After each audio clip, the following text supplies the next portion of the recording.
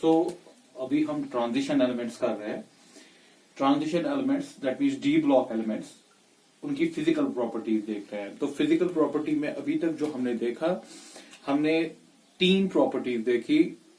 हमने देखा metallic character इनका कैसा है, उसके बाद मेल्टिंग और बॉइलिंग पॉइंट कैसे इनका बिहेव करता है, एंड एटॉमिक रेडिएशन जिसमें हमने लैंथ्रॉइड कॉन्ट्रैक्शन देखा। Now the fourth property that is ionization energy. Ionization energy की अगर हम बात करें, सबसे पहले आयोनाइजेशन एनर्जी होता क्या है? Energy to require to knock the outermost electron from an isolated gaseous atom. ये तो हम जानते हैं कि एनर्जी लगेगी इलेक्ट्रॉन को निकालने में। कितनी एनर्जी लगती है? That we call ionization energy. फिर हम ऐसे भी कहते हैं ionization energy 1, ionization energy 2, ionization energy 3। इसका मतलब होता है IE1 का फर्स्ट इलेक्ट्रॉन निकालने में कितना एनर्जी लगा, फिर दूसरा इलेक्ट्रॉन निकालने में कितना एनर्जी लगा, दैट इज IE2। और IE3 होता है तीसरा इलेक्ट्रॉन निकालने में कितनी एनर्जी लगी, दैट इज IE3। ये जो मैंने यहाँ पर टेबल बनाया है, this is an experimental data. ये एक्सपेरिमेंटल डाटा हमारे पास है जिसके ऊपर दैट मीन जिसके ऊपर हम डिस्कशन करेंगे कि इनकी ट्रेंड्स कैसे बिहेव करती है। चलिए स्टार्ट करते हैं। अगर हम पहला पॉइंट देखें इसमें,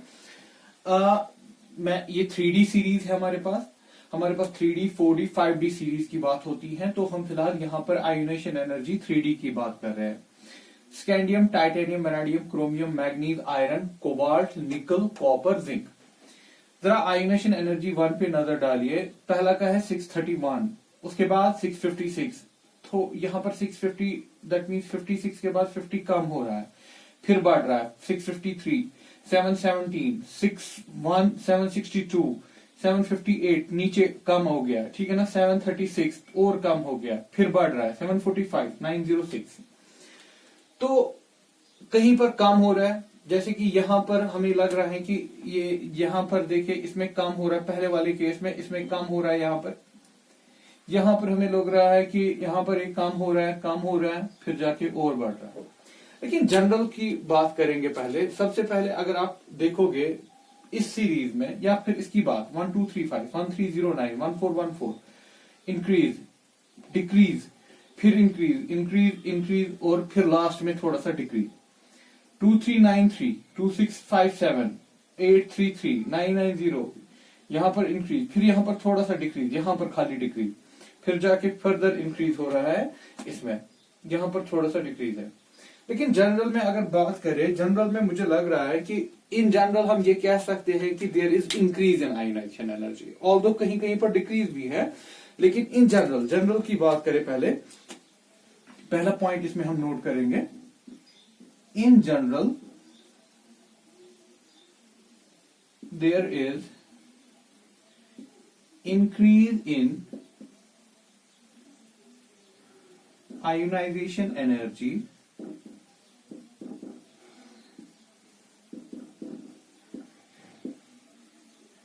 across the series.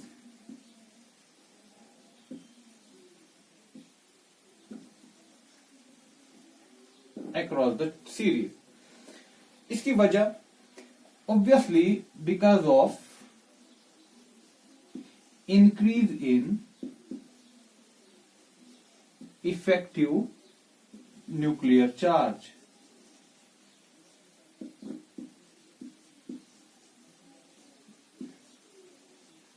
Effective nuclear charge, जिसको हम लिखते हैं Z effective, that is effective nuclear charge is equal to Z minus S। Z हो गया atomic number, that mean nuclear charge. S हो गया स्क्रीनिंग कांस्टेंट, जो हम लास्ट लेक्चर्स में डिस्कस कर चुके हैं। ऑल्दो साथ में ये भी नोट करेंगे, although the trend is not regular. Trend बेटा रेगुलर नहीं है, ठीक है। Z इफेक्टिव किसको बोला आपने? Z इफेक्टिव क्या होता है? Effective nuclear charge. Effective nuclear charge, Z effective होता है इफेक्टिव न्यूक्लियर चार्ज। अगर हम ये आपने नोट किया ही होगा, Z क्या है? ये जो इक्वेशन मैंने डाल दी, Z क्या है? Atomic Z is nuclear charge, या आप इसको एटॉमिक नंबर कह सकते हो, एटॉमिक नंबर। S क्या है? Screening constant, screening constant.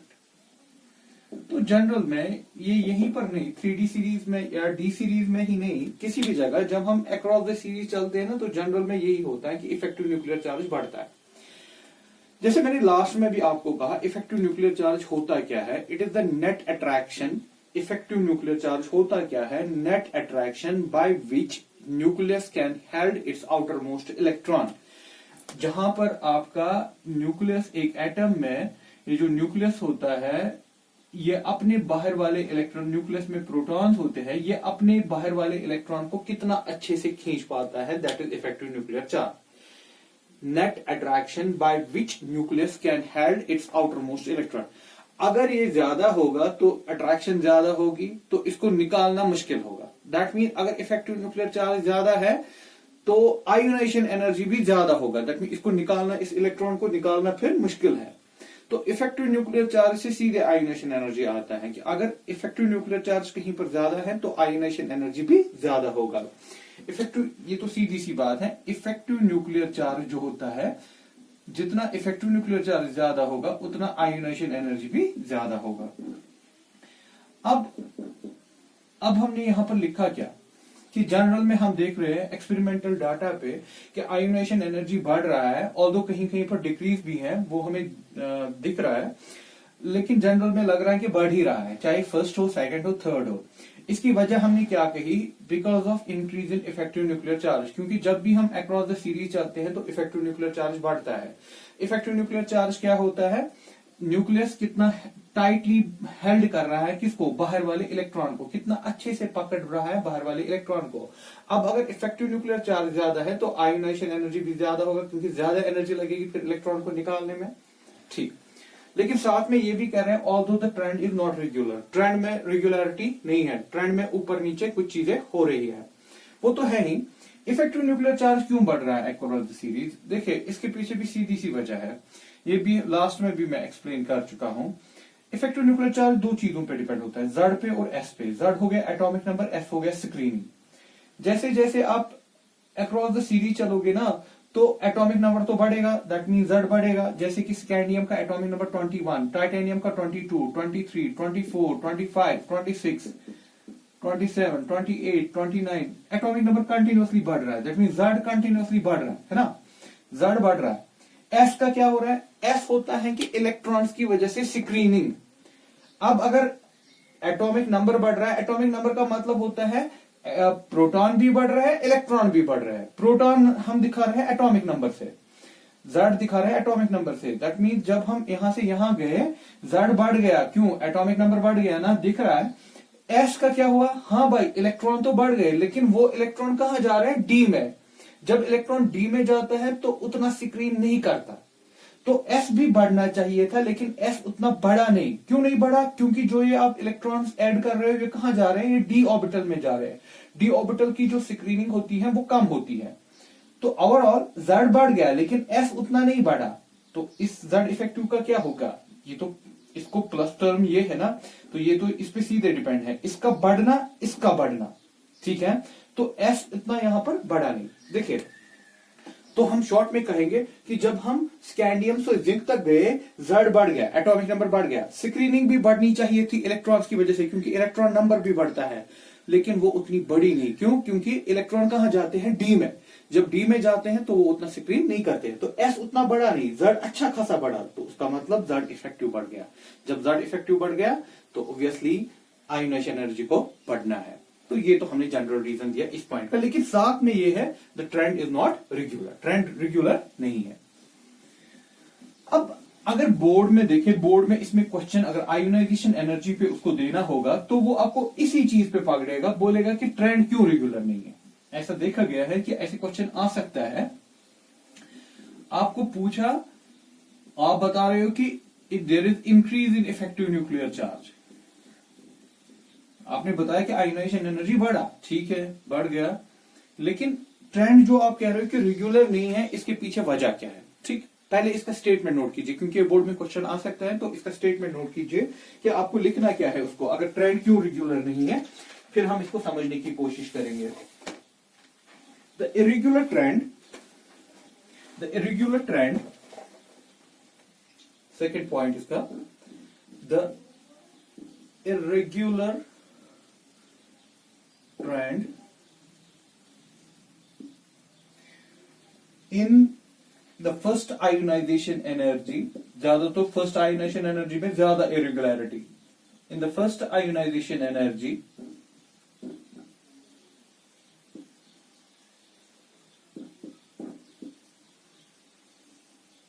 of 3D metals, 3D series, is due to the fact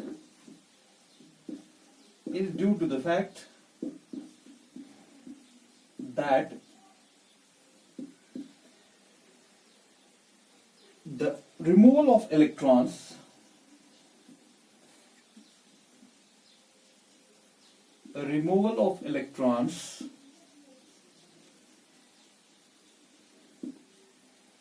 alters the relative energies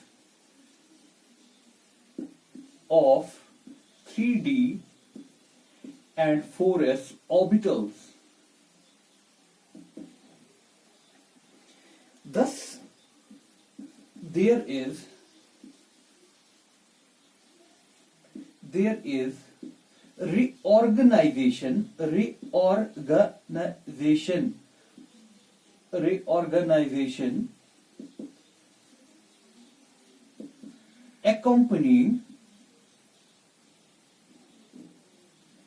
reorganization accompanying ionization.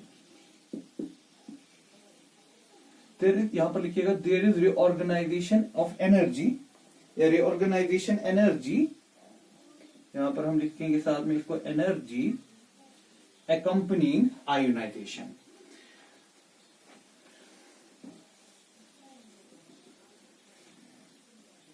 This results in, ये मैं कंटिन्यू कर रहा हूं, this leads to the gain in exchange energy as the number of electrons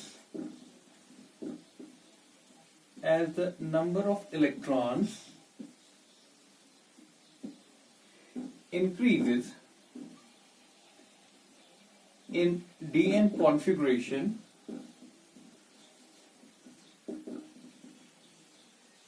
and transfer of s electrons into D.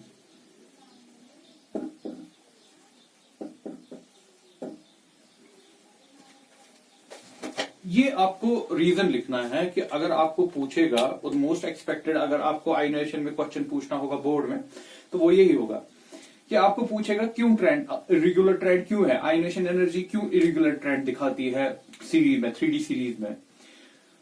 Reason क्या लिखा हमने, the irregular trend in the first ionization energy of 3D series, first में ज्यादा दिख रहा है और second में भी है, although reasons are same, reason यही चलेगा अगर सेकंड आयोनाइजेशन एनर्जी की भी बात होगी, थर्ड की भी। आपकी बुक ने जो डिस्कस किया है वो फर्स्ट आयोनाइजेशन एनर्जी का किया है।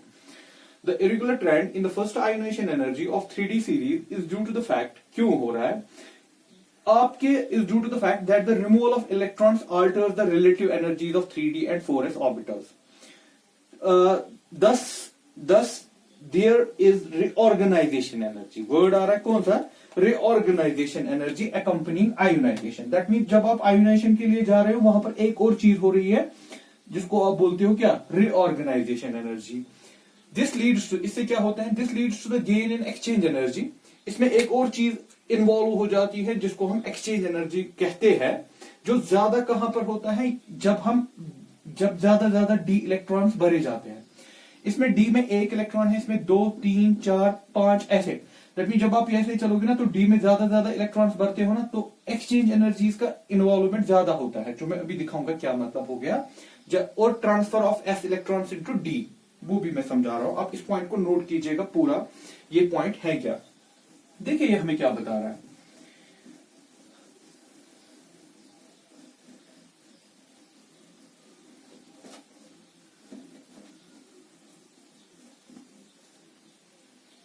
अगर हम बात करें, मैं एक लेता हूं इसमें कोबाल्ट। कोबाल्ट की जो कॉन्फ़िगरेशन है, इसका कॉन्फ़िगरेशन है आर्गन 3d7 4s2, है ना। यहां पर एक्सेप्शनल ट्रेंड चल रहा था, इंक्रीज हो रहा था, यहां पर डिक्रीज हो गया, इसलिए मैंने कोबाल्ट ले लिया। आर्गन 3d7 4s2, तो नॉर्मली ये ऐसे है 3d7 4s2, लेकिन आप जब इलेक्ट्रॉन जनरली निकाला जाता है वो एस से निकलता है, पहले एस से निकलता है, जब एस निकलेगा फिर डी से निकलता है। प्रॉब्लम लेकिन देखिए क्या हो रहा है, ड्यूरिंग जब आप ionization applying energy, that means आपको एनर्जी देनी है ना, अगर आपको आयोनाइज करना है इलेक्ट्रॉन तो आपको एनर्जी देनी है। अप्लाइंग एनर्जी, देखिए इसमें क्या होता है, इसमें ये भी हो सकता है कोबाल्ट आर्गन खुद से 3d, 2 इलेक्ट्रॉन यहां आ गए 9 4s0, दैट मीन इलेक्ट्रॉन चले गए कहां पर, एस से डी में, एस से डी में चले गए। ये जब पहले यहां था तो कहानी ऐसे थी, डी में आपके पास थे 5 इलेक्ट्रॉन, 7 इलेक्ट्रॉन, एस में थे 2, this is 3d, this is 4s, ठीक है। ये मैं दे रहा हूं 5 6 7, और यहां पर थे 2। जब आपने इसको, दैट मीन आप जा रहे हो इसका इलेक्ट्रॉन निकालने के लिए, इसमें लेकिन कुछ हो गया, दैट क्योंकि एनर्जी इन दोनों की ज्यादा डिफरेंट नहीं है, 3d और 4s की एनर्जी उतनी ज्यादा डिफरेंस नहीं है, तो क्या हो गया, होना तो चाहिए था एस से निकलना चाहिए था, लेकिन उससे पहले क्या हो गया, एस के इलेक्ट्रॉन्स ट्रांसफर हो गए डी में। जब एस के इलेक्ट्रॉन्स डी में हो गए, ये अब ऐसे दिख रहा है,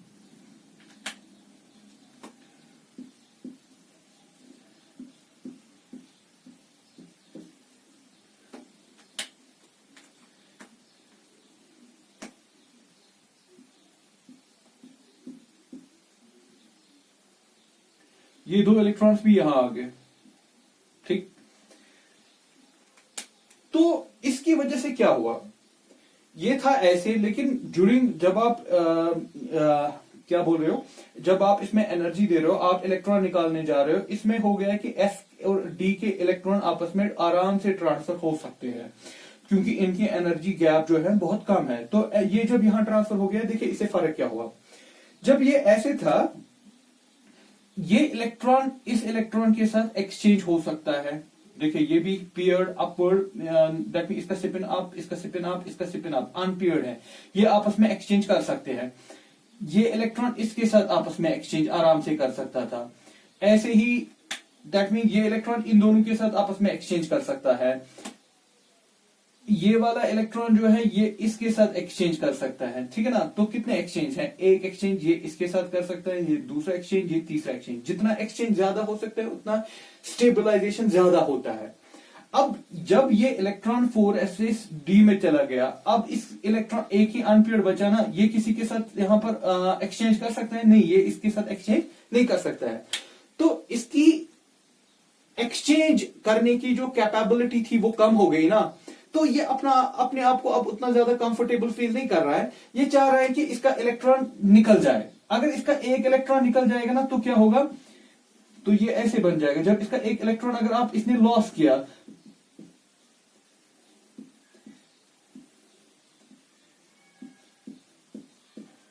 अब ये ऐसे है ना, तब भी एक एक्सचेंज अब बन गया, अब इसमें एक एक्सचेंज आ रहा है, ठीक। तो अब ये चाह रहा है कि मैं जल्दी से इलेक्ट्रॉन दे दूं, ऑल्दो इफ दैट मींस जब हम यहां से यहां जा रहे थे, इफेक्टिव न्यूक्लियर चार्ज कंटिन्यूअसली बढ़ता है, जैसे मैंने आपको कहा यहां पर 762 के बाद ज्यादा होना चाहिए था, इससे ज्यादा होना चाहिए था, लेकिन हम देख रहे हैं कि कोबाल्ट में डिप है। कोबाल्ट में क्यों डिप है, क्योंकि हम कह रहे हैं कि जब भाई आप इलेक्ट्रॉन्स को निकालने जाते हो, वहां पर एक और चीज की प्रोबेबिलिटी है ये कि एस से इलेक्ट्रॉन डी में जा सकता है। आप कैसे कह सकते हो कि एस से डी में जा सकते हैं? क्योंकि इनकी एनर्जी गैप बहुत कम है। उससे क्या फर्क पड़ेगा? उससे फर्क यह पड़ेगा कि इनके जो एक्सचेंज एनर्जीज हैं वो चेंज हो जाती है। एक्सचेंज एनर्जीज चेंज हो जाती है, उसकी वजह से क्या हो गया, एक्सचेंज एनर्जी जब चेंज हो जाती है तो ये चाहता है, जैसे इसके पहले बहुत सारे एक्सचेंज थे, लेकिन जब आपने इसको इलेक्ट्रॉन को वापस डी में भेज दिया तो इसके एक्सचेंज कम हो गए। जब एक्सचेंज कम हो गया तो ये चाहता है कि जल्दी से एक इलेक्ट्रॉन लिया निकल जाए, तो एक्सचेंज इसका फिर से आ जाएगा। जब एक्सचेंज फिर से आ गया तो ओवरऑल आयोनाइजेशन एनर्जी क्या हो गई, कम हो गई ना। दैट मीन ये चाह रहा है कि जल्दी से इलेक्ट्रॉन निकल जाए, लेकिन जबकि इसका इफेक्टिव न्यूक्लियर चार्ज के हिसाब से बढ़ना चाहिए था, लेकिन बढ़ा नहीं। ठीक, तो अब ये गड़बड़ क्या है, उधर इधर क्यों हो रहा है? क्योंकि अब यहां से एक इलेक्ट्रॉन यहां आ सकता है, या दो भी आ सकते हैं, या नहीं भी आ सकते हैं। तो ये इसी वजह से गड़बड़ हो रहा है कि इलेक्ट्रॉन एस से डी में आ रहा है कि नहीं आ रहा है। गैप इतनी कम है, हम श्योरिटी से ये भी नहीं कह सकते कि हाँ पूरा के पूरा आ रहा है। तो ओवरऑल हम रीजन ये देते हैं कि जो ट्रेंड में इरेगुलरिटी है वो किस वजह से है। ट्रेंड में इरेगुलरिटी इसकी वजह से है क्योंकि जब आप आयोनाइजेशन के लिए जाते हो वहां पर एक और चीज हो जाती है, that is known as reorganization. हो गया ना, रीऑर्गेनाइजेशन। क्योंकि डी एस से इलेक्ट्रॉन आराम से डी में आ सकता है, और डी से एस में भी जा सकता है, लेकिन एस से डी में भी आ सकता है। तो आयोनाइजेशन के साथ साथ यहां पर दूसरी चीज हो रही है जिसको हम कहते हैं रीऑर्गेनाइजेशन एनर्जी। उसकी वजह से वो कैसे हो जाता है, एक्सचेंज एनर्जीज में चेंज आ जाता है, तो उसकी वजह से because of the transfer of S electrons into D. Problem is that कि सबके सब आएंगे नहीं आएंगे, उसकी वजह से कितने इलेक्ट्रॉन आ गए एस से वापस, दोनों के दोनों इलेक्ट्रॉन डी में आ गए, हो भी सकता है एक इलेक्ट्रॉन भी आ सकता है, कोई भी नहीं आ सकता है। इसलिए आप श्योर से नहीं कह सकते हो कि यहां पर खाली इफेक्टिव न्यूक्लियर चार्ज से आप आयोनाइजेशन एनर्जी को एक्सप्लेन करोगे। तो यहां पर दूसरी चीज भी एक प्रॉब्लम बीच में आ जाती है, that is known as reorganization. अगर आयोनाइजेशन अगर खाली इफेक्टिव न्यूक्लियर चार्ज होता ना तो हम जनरल में कहते हैं कि इंक्रीज होना चाहिए, लेकिन बीच बीच में प्रॉब्लम क्यों हो रही है, क्योंकि वहां पर रीऑर्गेनाइजेशन एनर्जी भी आ रही है। वो किस वजह से आ रही है, क्योंकि there is S electrons into D, S वाले इलेक्ट्रॉन डी में जाते हैं, जा भी सकते हैं नहीं भी जा सकते हैं। जा सकते हैं, क्यों जा सकते हैं, क्योंकि इनकी एनर्जी गैप बहुत कम है। सो ये आप रीजन इसका लिख लीजिएगा अगर क्वेश्चन पूछा।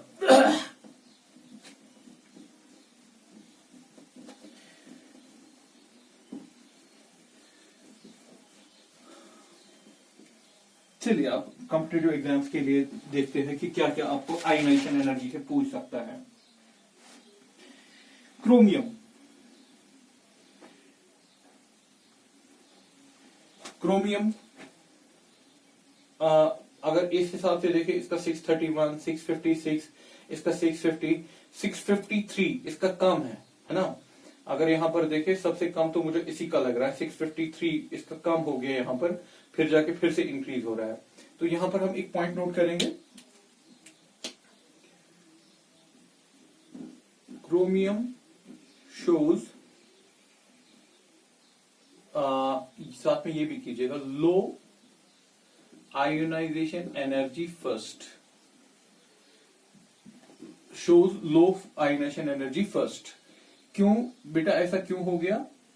क्रोमियम की जो कॉन्फ़िगरेशन है वो है आर्गन 3d5 4s1, ये इसकी एबनॉर्मल कॉन्फ़िगरेशन है। लेकिन अगर इसमें रीऑर्गेनाइजेशन हो गया, रीऑर्गेनाइजेशन मतलब क्योंकि आपको इलेक्ट्रॉन निकालना है तो उस वक्त ये भी चांस बनेगा कि इसका कॉन्फ़िगरेशन आ जाएगा argon 3d6 4s0। That means s से इलेक्ट्रॉन डी में आ गया, जो मैं अभी कह रहा था, हो सकता है ऐसा पॉसिबिलिटी है। अगर रीऑर्गेनाइजेशन हो गया तो उसमें क्या हो गया, इसका 3d6 हो गया ना।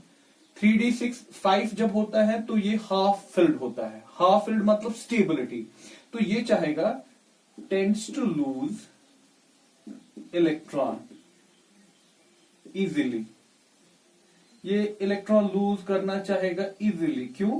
क्योंकि अगर इसने एक इलेक्ट्रॉन लूज किया ये बनेगा argon 3d5, that is the half field.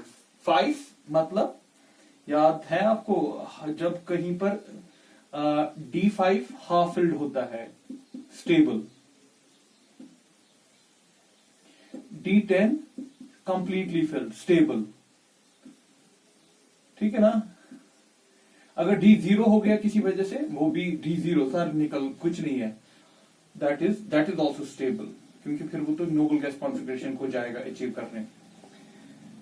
तो ये क्रोमियम का एक्सेप्शनली लो है। इस वजह से क्रोमियम का ये होता है, रिऑर्गेनाइजेशन की वजह से ये हो सकता है, टेंड्स टू लूज इलेक्ट्रॉन, अब ये जल्दी चाहेगा इलेक्ट्रॉन लूज करना, ताकि इसका बन जाएगा 3d5। 3d5 is the stable configuration. ये हमने रीजन किसका दिया, chromium shows low ionization energy first. ऐसे ही दूसरी बात हम करेंगे जिंक की। पहली सीरीज में देखिए जिंक का सबसे हाईएस्ट है। Second point, zinc shows high first ionization energy. ठीक, जिंक की कॉन्फ़िगरेशन 3d10 4s2, ये भी कंप्लीटली फिल्ड, ये भी कंप्लीटली फिल्ड। अगर आप इसको लूज करवाओगे electron, lose on losing electron, अगर इसने लूज किया इलेक्ट्रॉन, क्या बनेगा, इसका बनेगा 1 इलेक्ट्रॉन, क्योंकि आयोनाइजेशन एनर्जी फर्स्ट मतलब 1 इलेक्ट्रॉन निकाल। 4s1 आप, ये ज्यादा स्टेबल है, ये ज्यादा स्टेबल कॉन्फ़िगरेशन है एज कंपेयर टू दिस, तो obviously needs more energy. Stable से स्टेबिलिटी को अगर आप प्रॉब्लम करोगे, needs high energy, needs high energy. ये हो गया जिंक का रीजन। जिंक का हाई वैल्यू क्यों है, 906, देखिए वैल्यू कितना है।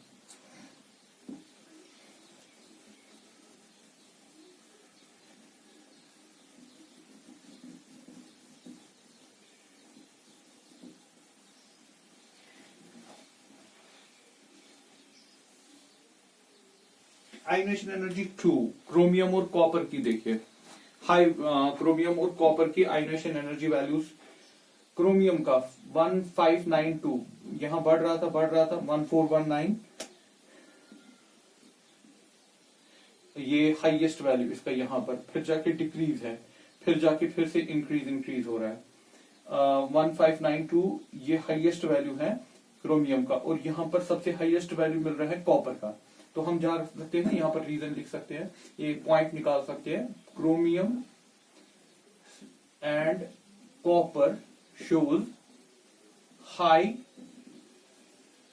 आयोनाइजेशन एनर्जी 2, दूसरा इलेक्ट्रॉन निकालने में।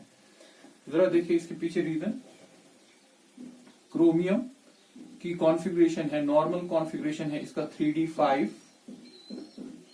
अब लेकिन आप क्या कर रहे हो, देखो ये +2, ये दूसरा इलेक्ट्रॉन निकाल रहे, दैट मीन इलेक्ट्रॉन पहले एक निकल गया है, अब आप दूसरा इलेक्ट्रॉन निकालने जा रहे हो, है ना। ऐसे ही कॉपर में एक इलेक्ट्रॉन निकला है, अब आप दूसरा इलेक्ट्रॉन निकालने जा रहे हो। इसकी कॉन्फ़िगरेशन थी 3d5, 4s1 होता है क्रोमियम का, लेकिन एक आपने निकाला है ना, तो क्रोमियम का बचा 3d5, इसका है 3d4, तो ऑब्वियसली हाई होगा क्योंकि ये ज्यादा स्टेबल है। हाफ फिल्ड ज्यादा स्टेबल होते हैं, तो अगर आप इसको हाफ फिल्ड से 3d4 बनाओगे तो ज्यादा आयोनाइजेशन एनर्जी लगेगी। इसका होता है 3d10 4s1 कॉपर का, लेकिन अब प्लस है तो एक इलेक्ट्रॉन आपने नहीं लगा, दिस इज कंप्लीटली फिल्ड। इसका है 3d9 completely filled, stable.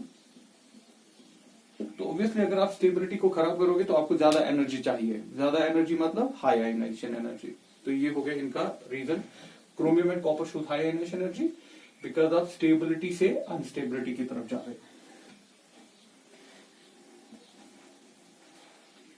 Zinc का अगर देखें +2 में, जिंक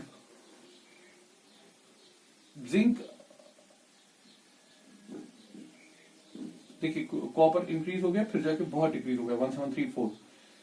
जिंक शोज लो IE2,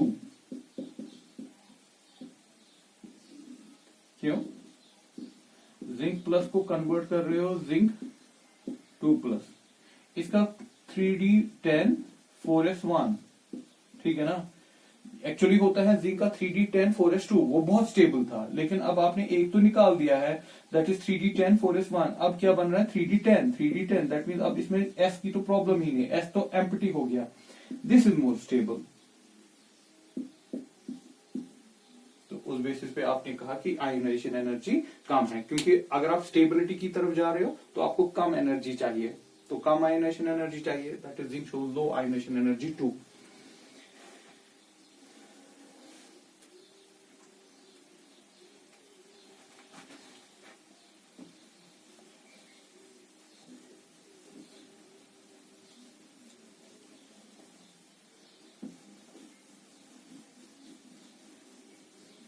थर्ड आयोनाइजेशन एनर्जी की बात करते हैं बीच में कहीं पर। मैग्नीज, देखिए मैग्नीज 2393 था, स्कैंडियम का 2657 2833 बढ़ रहा था 2990, एकदम से बहुत बढ़ गया। और इसका उतना नहीं है, लेकिन इसका बहुत है 3260। That mean manganese shows high ionization energy third. Ionization energy third का मतलब हो गया कि आपके पास 2 पॉजिटिव पहले ही था, आप इसको कन्वर्ट कर रहे हो 3 पॉजिटिव में और इलेक्ट्रॉन निकाल रहे हो, ठीक। इसकी कॉन्फ़िगरेशन है 3d5, इसका हो गया 3d4। मैग्नीज की होती है 3d5 4s2, लेकिन 2 तो पहले ही निकाल चुके हो, तो बच गया 3d5। 3d5 से 4 that mean it is stable से अनस्टेबिलिटी की तरफ, तो इसका वैल्यू हाई है। ऐसे ही जिंक का भी आपको हाई दिखेगा। जिंक देखिए 38 एक्चुअली इट इज 3889 है इसका हाईएस्ट वैल्यू। इसको भी नोट करके रखिएगा। Zinc shows high IE3। क्यों? जिंक अगर आप 2 पॉजिटिव देखोगे, अगर 3 पॉजिटिव में डाल दिया, it is 3d10, it is 3d9, this is stable, this is not so much stable, तो आपको इसलिए ज्यादा चाहिए। स्टेबिलिटी से अनस्टेबिलिटी की तरफ जाओगे तो आपको ज्यादा एनर्जी चाहिए। ये हो गए कुछ पॉइंट्स हमने डिस्कस किए कि कहां पर कुछ गड़बड़ है, तो वो हमने निकाल दिया। तो इन शॉर्ट यहां से ये कंक्लूजन निकाल सकते हैं कि अगर आप आयोनाइजेशन एनर्जीज का कहीं पर ज्यादा है कहीं पर कम है, आप उसको कॉन्फ़िगरेशन से बहुत अच्छे से एक्सप्लेन कर पा रहे हो। This is all about the ionization energy. आपकी बुक ने आपका 3D सीरीज पे ही ज्यादा एक्सप्लेन किया, तो हम भी 3D सीरीज को फोकस में रखें। बाकी trends 4D series 5D series में भी ऐसी ही है।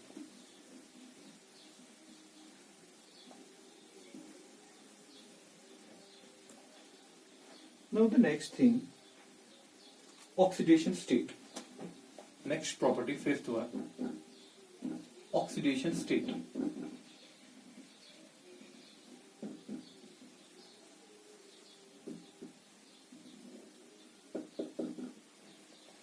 एक बहुत ही इंपॉर्टेंट प्रॉपर्टीज है ट्रांजिशन एलिमेंट्स की। हम ट्रांजिशन एलिमेंट्स की देख रहे हैं ऑक्सीडेशन स्टेट, फिफ्थ प्रॉपर्टी। इनकी वेरिएबल ऑक्सीडेशन स्टेट है, जो इनकी एक इंपॉर्टेंट प्रॉपर्टी मानी जाती है। तो हम ऐसे नोट करेंगे इसमें point number first, transition elements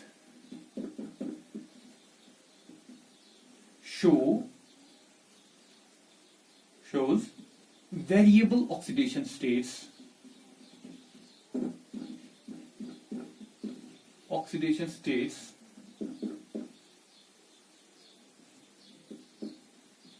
because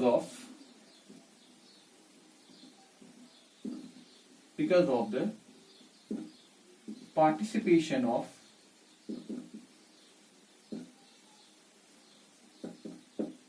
Ns and N-1 d electrons in bonding.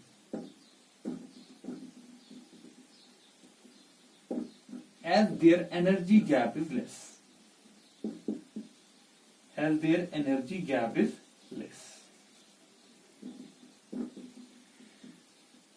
ठीक है बेटा। हम बोल रहे हैं कि ऑक्सीडेशन स्टेट, ये ट्रांजिशन एलिमेंट्स क्या क्या ऑक्सीडेशन स्टेट दिखा सकते हैं। इनकी बहुत ही इंपॉर्टेंट प्रॉपर्टीज में कहा जाता है कि दे show variable oxidation state. That mean ये एक दिखा सकते, एक से ज्यादा दिखा सकते हैं। जब हम एस ब्लॉक की बात करते हैं, एस ब्लॉक की जो उनकी अल्कली मेटल हो, अल्कलाइन अर्थ मेटल हो, वहां पर एक ही ऑक्सीडेशन स्टेट है। जैसे अल्कली मेटल्स का +1, अल्कलाइन अर्थ मेटल्स का +2। पी ब्लॉक की बात करें, वहां पर थोड़ी सी वेरिएबल है, लेकिन उतनी नहीं है जितनी इनमें है। इनकी ऑक्सीडेशन स्टेट्स क्यों वेरिएबल है? ऑक्सीडेशन स्टेट एक्चुअली पार्टिसिपेशन दिखाता है कि कौन कितने इलेक्ट्रॉन दे सकता है, बॉन्डिंग में इन्वॉल्व कर सकता है। अगर आयनिक बॉन्ड है तो हो गया देना। फॉर एग्जाम्पल अगर मेटल है यहाँ पर और एक्स है, ये यहाँ से एक इलेक्ट्रॉन इसको दे रहा है, तो बॉन्डिंग इसका प्लस चार्ज आ गया, इसका माइनस आ गया। दैट मीन ये इसका ऑक्सीडेशन स्टेट है। अब चार्ज है, चार्ज अगर कंप्लीट ट्रांसफर है तो इलेक्ट्रॉन इसका पूरा चार्ज आता है। अगर कोवेलेंट बॉन्ड बनता है तो फॉर्मल चार्ज आता है। लेकिन बात होती है कि ऑक्सीडेशन स्टेट कैसे आ जाता है, कि पार्टिसिपेशन ऑफ इलेक्ट्रॉन्स, आपके कितने इलेक्ट्रॉन पार्टिसिपेट हो रहे हैं बॉन्डिंग में। यहां पर बात यह है कि ये अपने एस वाले इलेक्ट्रॉन और जो उसके अंदर डी होता है वो भी पार्टिसिपेट करवा सकता है बॉन्डिंग में। या तो कंप्लीट ट्रांसफर करेगा, अगर आयनिक बॉन्ड होगा तो कंप्लीट ट्रांसफर होगा, अगर कोवेलेंट बॉन्ड होगा तो शेयरिंग होगा, लेकिन उसमें भी पार्टिसिपेशन ये दिखाता है। क्यों ये दोनों क्यों पार्टिसिपेट करते हैं बॉन्डिंग में? क्योंकि इनकी एनर्जी गैप कम है, जो हम पहले ही डिस्कस कर चुके हैं। इससे इलेक्ट्रॉन पार्टिसिपेट करेगा, इससे इलेक्ट्रॉन पार्टिसिपेट करेगा, ज्यादा फर्क है नहीं, क्योंकि इनकी एनर्जी ज्यादा है नहीं। जनरल में हम कहते हैं ना, अगर एज यूजुअल कहते हैं कि आउटर होता है वो पार्टिसिपेट करता है। यहां पर आउटर ये भी है और ये भी आउटर ही है, क्योंकि इसकी एनर्जी और इसकी एनर्जी में उतना ज्यादा फर्क नहीं है। तो ये एक पूछ सकते हैं, why transition element show variable oxidation state? Because they show variable oxidation state because of the participation of electrons from s as well as d orbital. ठीक है ना? क्यों? दोनों से क्यों? क्योंकि इनकी एनर्जी गैप उतनी ज्यादा है नहीं। चलिए अब देखते हैं कि क्या ऑक्सीडेशन स्टेट जो हम कर रहे हैं। फिर से हम 3D सीरीज की बात करेंगे। I am taking here scandium, titanium, vanadium, chromium, manganese, iron, cobalt, निकल,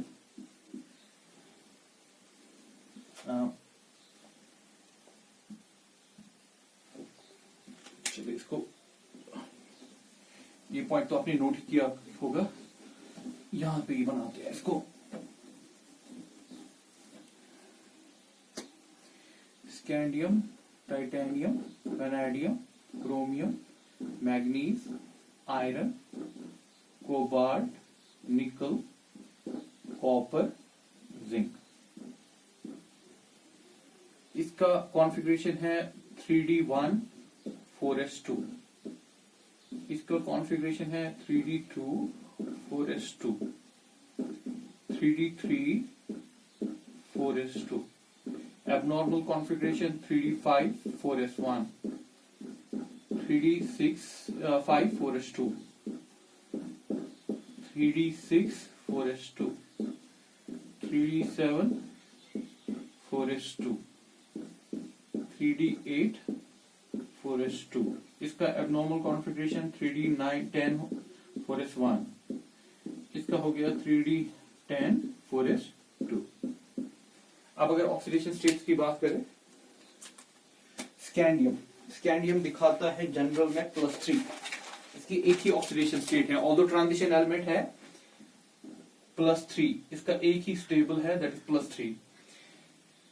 इसका है +2, +3, +4, और जो मैं ब्रैकेट में रख रहा हूं इट मीन ज्यादा स्टेबल यही है। वेनेडियम की बात करें, 5 है ना, 3 है डी में, एस में 2, तो +2। अगर इसने ये एस वाले खर्च किए, +3, +4, इसका भी ज्यादा अच्छा है +5। क्रोमियम +2, +3, +4, +5, +6, इसका ज्यादा अच्छा है सबसे। इसके बाद हो गया मैग्नीज क्रोमियम के दो ऑक्सीडेशन स्टेट अच्छे हैं, that is +3 and +6। Manganese +2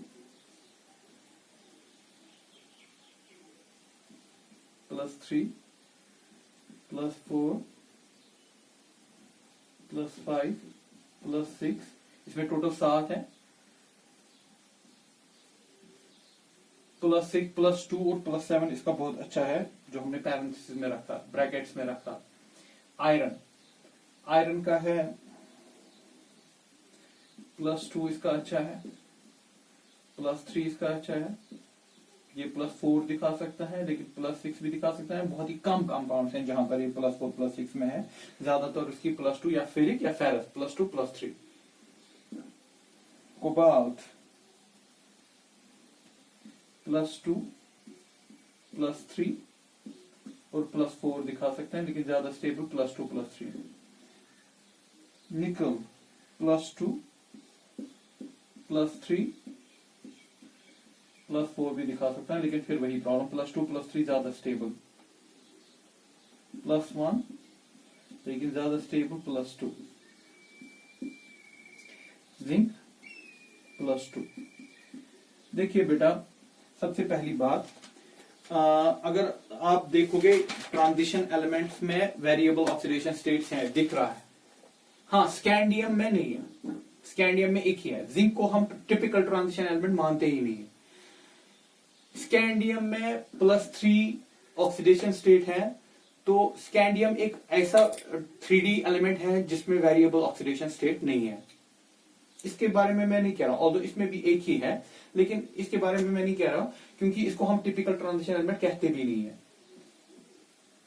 does not show variable oxidation state.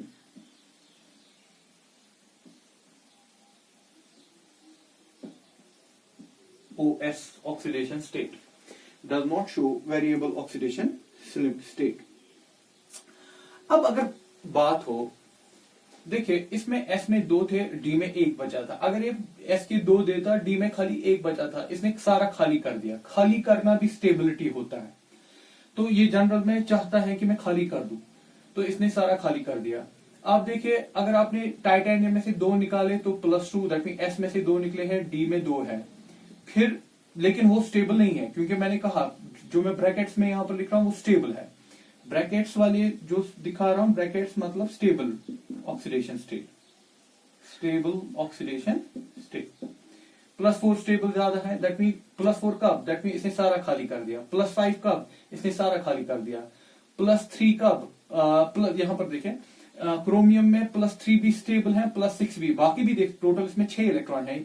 ये स्टार्ट करेगा +2 +4 सारी किया, +3 +4 +5 +6 सब किया। +2 लगभग +2 सब में है, कॉपर को छोड़ के +2 तो सब में है। अब लेकिन क्रोमियम में +3 भी स्टेबल है, +6 पे ये सारा खाली हो जाएगा। +3 पे क्यों स्टेबल है वो आपको आगे समझ आ जाएगा। ऐसे ही मैग्नीज में +2 और +7 स्टेबल है। टोटल इसमें 7 इलेक्ट्रॉन है, लेकिन यहां पर +2 और +7 स्टेबल है। फिर आयरन में +2 +3 +2 +3 जो यहां पर आपको दिख रहा है। इनके पीछे रीजंस है। ऑक्सीडेशन स्टेट को अगर एक्सप्लेन करना है, this is explained only on the basis of electrode potential, कि कौन सी ज्यादा स्टेबल ऑक्सीडेशन स्टेट है।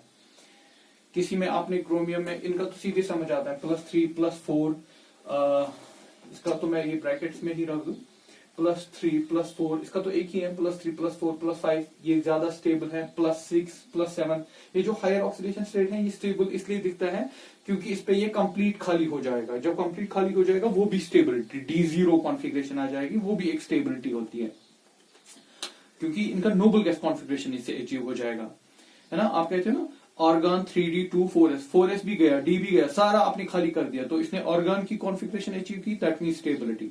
लेकिन बीच बीच में ये +3 क्यों स्टेबल है, +2 क्यों स्टेबल है, इसके लिए आपको अलग से रीजंस मिलेंगे, लेकिन उसके लिए देखना पड़ता है क्या, इलेक्ट्रोड पोटेंशियल, क्योंकि सबसे इंपॉर्टेंट चीज इलेक्ट्रोड पोटेंशियल है, जहां से हम बता सकते हैं कौन ऑक्सीडेशन स्टेट कितना स्टेबल है, जो हम आगे देखेंगे। लेकिन इस पिक्चर को आप नजर में रखिएगा, उसको हम एक्सप्लेन करेंगे ही कि कौन क्यों ज्यादा स्टेबल है। लेकिन उससे पहले मैं आपको यहां पर एक चीज बताऊं, आप जरा फोकस कीजिए, जब आप स्कैंडियम से आगे चले, स्कैंडियम पे एक ऑक्सीडेशन स्टेट +3, टाइटेनियम पे इतनी है, वेनेडियम में इतना है, 4 ऑक्सीडेशन, ये क्रोमियम में 5 ऑक्सीडेशन स्टेट, मैग्नीज में 6 ऑक्सीडेशन स्टेट्स, है ना, आयरन में फिर 4, कोबाल्ट में 3, निकल में 3 ऑक्सीडेशन स्टेट्स, कॉपर में 2, जिंक में 1। तो आपको नहीं लगता कि जैसे जैसे हम बीच में चले गए, बीच में नंबर ऑफ ऑक्सीडेशन स्टेट ज्यादा है, और जो एट द एंड है यहां पर स्टार्टिंग पे oxidation number of oxidation states कम है, और जो यहां का एंड है नंबर ऑफ ऑक्सीडेशन स्टेट्स कम है। कह सकते हैं ना कि at the middle of the series there are more number of oxidation states, while as at the ends मतलब हो गया स्टार्ट और एंड पे ऑक्सीडेशन स्टेट्स कम है। इस पॉइंट को नोट करके रखिएगा। सेकेंड पॉइंट नोट करवा रहा हूं, the elements which occupy at the middle of a series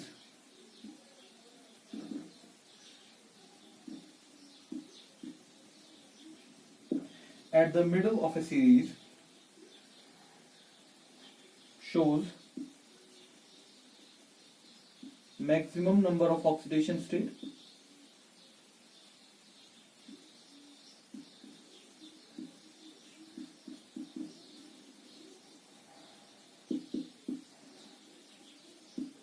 maximum number of oxidation states, the lesser number of oxidation states, the lesser number of oxidation states कहां पर है, the lesser number of oxidation state at the extreme ends,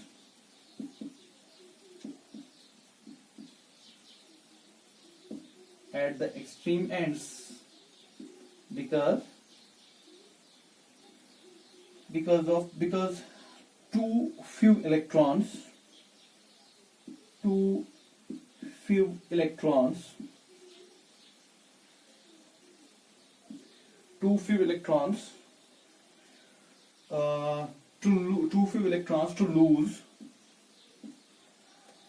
lose और share, जैसे scandium और titanium,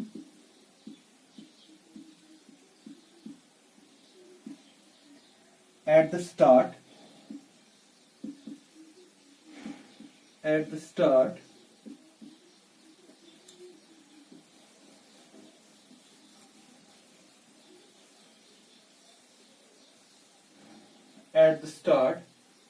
and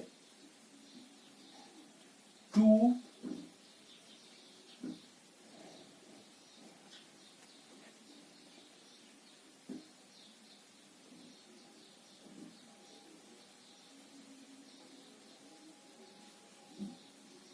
ये हो गया at the start पे।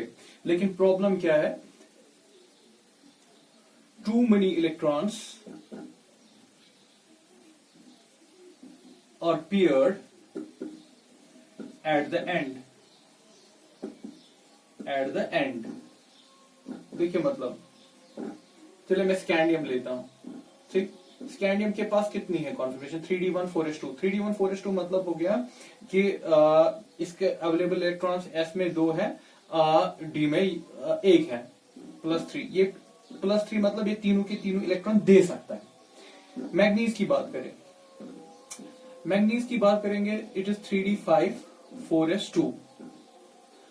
देखिए अगर इसको एक एक करके सारे देने हैं तो इसको +7 दिखाना है।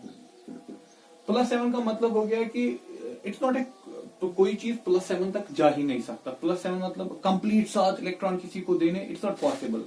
तो +7 क्यों बताते हैं हम? +7 बताते हैं हम कि इसका it's a covalent bond. Covalent bonding में अगर एक साइड इलेक्ट्रोनेगेटिव है ना, अगर हम इसको ऐसे देखें, ऑक्सीजन के साथ रखेंगे तो ऐसे, जैसे KMnO4 है, पूरा देख लीजिएगा, KMnO4 में इसके साथ के साथ इसका आयनिक बॉन्ड है, मैग्नीज के साथ इसका कोवेलेंट बॉन्ड है, लेकिन O ज्यादा इलेक्ट्रोनेगेटिव है, वो इसका इलेक्ट्रॉन अपनी तरफ ज्यादा रखेगा। दैट मीन +7 का मतलब ये नहीं होता है कि इसने 7 के साथ इलेक्ट्रॉन लूज किए, इसका मतलब है कि इसका एक कोवेलेंट बॉन्डिंग में, लेकिन इलेक्ट्रॉन ज्यादा किसकी तरफ है, ऑक्सीजन की तरफ, ठीक। लेकिन इसके जो S के 2 D के जो 5 है ना, वो अनपेयर्ड है। और आपको पता ही होगा जब कहीं पर कोवेलेंट बॉन्ड बात करें तो कोवेलेंट बॉन्डिंग में कौन सा पार्टिसिपेट करता है, unpaired electron, paired electron participate नहीं करता। लेकिन अगर आप आगे चलेंगे ना, फॉर एग्जांपल हम निकल की बात करते हैं, मैं निकल की बात करूंगा। निकल की बात जब करेंगे ना, इट इज 3d8 4s2, ठीक। इसमें जो ये 8 इलेक्ट्रॉन है उसमें पेयरिंग हो जाएगी ना, जब पेयरिंग हो जाएगी, जैसे कि हम यहां पर दिखाएंगे, जब इसमें पेयरिंग हो जाएगी,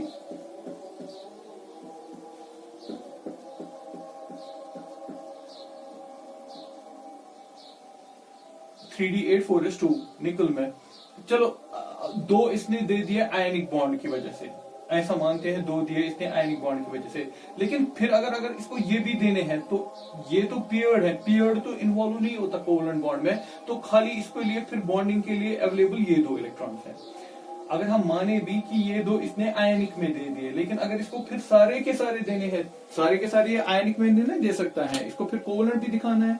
कोवेलेंट के लिए क्या चाहिए, अनपेयर्ड इलेक्ट्रॉन, तो नंबर ऑफ अनपेयर्ड इलेक्ट्रॉन्स कम हो जाएंगे जैसे जैसे आप आगे चलेंगे। जैसे कि हम बीच में बढ़ते हैं ना, तो नंबर ऑफ अनपेयर्ड इलेक्ट्रॉन्स बढ़ते हैं, लेकिन फिर जब हम बीच से आगे निकलते हैं ना, तो नंबर ऑफ अनपेयर्ड इलेक्ट्रॉन्स कम होते जाते हैं, क्योंकि पेयरिंग हो जाती है, तो उसकी वजह से ऑक्सीडेशन नंबर भी कम होता है। At the start there are few electrons. The elements which occupy at the middle of a series show maximum number of oxidation states. लेकिन जितना मैक्सिमम नंबर, क्योंकि वहां पर अनपेयर्ड इलेक्ट्रॉन बहुत सारे हैं, कोवेलेंट बॉन्डिंग बहुत अच्छे से होगी। अगर हम स्टार्ट की बात करें, the lesser number of oxidation states at the extreme ends, start पे थोड़े से ही इलेक्ट्रॉन है, 2 3 4 इलेक्ट्रॉन्स हैं जो पार्टिसिपेट करते हैं बॉन्डिंग में, क्योंकि इलेक्ट्रॉन्स ही उतने हैं। लेकिन एंड पे क्या होता है, एंड पे ज्यादातर इलेक्ट्रॉन्स पेयर्ड होते हैं, वो कोवेलेंट बॉन्डिंग में पार्टिसिपेट नहीं करते, तो इसकी वजह से स्टार्ट और एंड पे जो नंबर ऑफ ऑक्सीडेशन स्टेट्स हैं वो कम है, तो इस चीज को याद रखिएगा। फिर इनकी अलग अलग करके एक्सप्लेनेशन, कौन क्यों स्टेबल है, वो इलेक्ट्रोड पोटेंशियल से समझ आ जाएगा कि कौन क्यों ज्यादा स्टेबल, कौन क्यों कम स्टेबल। ऑक्सीडेशन स्टेट में आप नेक्स्ट पॉइंट ये नोट करके रखेंगे, on moving across the series stability of higher oxidation state decreases. Oxidation state decreases मतलब VO3, इसमें इसकी प्लस VO3 नेगेटिव, इसमें इसकी +5 है, हाईएस्ट इसकी ऑक्सीडेशन स्टेट 5 ही हो सकती है वैनेडियम की, क्योंकि इसकी 5 इलेक्ट्रॉन्स होते हैं। CORO, इसमें इसकी +6 है, मैग्नीज, ठीक है। On moving across the series stability of higher oxidation states decrease, इसका हाईएस्ट +5 होता है, इसका +6 होता है, इसका +7 है, लेकिन सबसे ज्यादा स्टेबल ये वाला compound. On moving down the group, on moving down the group, जैसे कि हमारे पास है निकल CO, sorry, on moving down the group, down the group ऐसे दिखाएंगे, CrO6, इसकी +6 है यहाँ, CrO3 +6 इसकी, MOO3, क्रोमियम के नीचे मोलिब्डेनम है, उसके नीचे टंगस्टन है, सबकी +6 ऑक्सीडेशन स्टेट है, +6, नीचे जाके हायर ऑक्सीडेशन ज्यादा स्टेबल हो जाता है। On moving down the group, यहाँ पर MnO4 नेगेटिव +7 में है, मैग्नीज के नीचे आता है हमारे पास टेक्नीशियम, ये भी +7 में है, रिहीनियम उसके नीचे, रिहीनियम ReRO4 नेगेटिव, ये भी +7 में है। On moving down the group, stability of higher oxidation state increases. Stability of higher oxidation state increases. Objectives के लिए ये पॉइंट नोट करके रखिएगा। आपकी टेक्स्ट बुक ये भी नोट करवा रही है, आप इससे यहां से ये कंक्लूजन निकाल सकते हो, CrO3 is good oxidizing agent. Oxidizing agent होता है जो इलेक्ट्रॉन लेता है, but MoO3 and WO3 is not.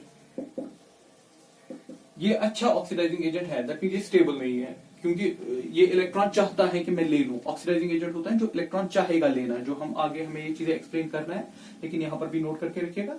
ये अच्छा ऑक्सीडाइजिंग एजेंट है क्योंकि ये ज्यादा स्टेबल नहीं है प्लास्टिक्स में यहां पर, लेकिन ये दो स्टेबल है, तो ये ऑक्सीडाइजिंग एजेंट नहीं है क्योंकि ये नहीं चाहते आप इलेक्ट्रॉन लेना।